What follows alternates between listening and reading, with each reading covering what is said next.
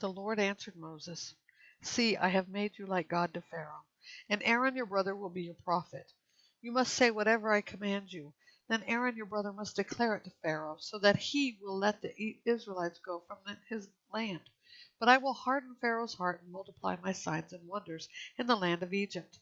Pharaoh will not listen to you, but I will put my hand on Egypt and bring the divisions of my people, the Israelites, out of the land of Egypt by great acts of judgment. The Egyptians will know that I am Yahweh when I stretch out my hand against Egypt and bring out the Israelites from among them." So Moses and Aaron did this. They did just as the Lord commanded them. Moses was 80 years old, and Aaron was 83 when they spoke to Pharaoh.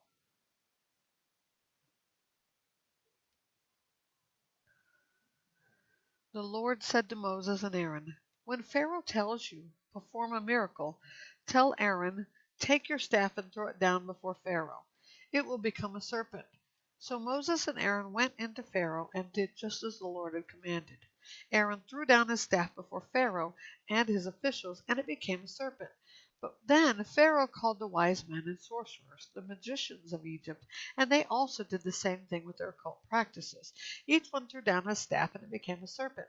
But Aaron's staff swallowed their staffs. However, Pharaoh's heart hardened, and he did not listen to them as the Lord had said. Then the Lord said to Moses, "Pharaoh's heart is hard. He refuses to let the people go. Go to Pharaoh in the morning. When you see him walking out to the water, stand ready to meet him by the bank of the Nile. Take in your hand the staff that turned into a snake. Tell him, 'Yahweh, the God of the Hebrews, has sent me to tell you, let my people go so that they may worship me in the wilderness.' But so far you have not listened. This is what Yahweh says. Here is how you will know that I am Yahweh.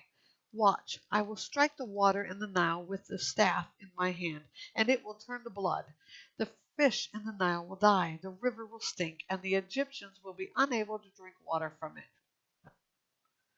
So the Lord said to Moses, "Tell Aaron, take your staff and stretch out your hand over the waters of Egypt, over the rivers, canals, ponds, and all their water reservoirs, and they will become blood. There will be blood throughout the land of Egypt, even in wooden and stone containers." Moses and Aaron did just as the Lord had commanded. In the sight of Pharaoh and his officials, he raised the staff and struck the water in the Nile, and all the water in the Nile was turned to blood.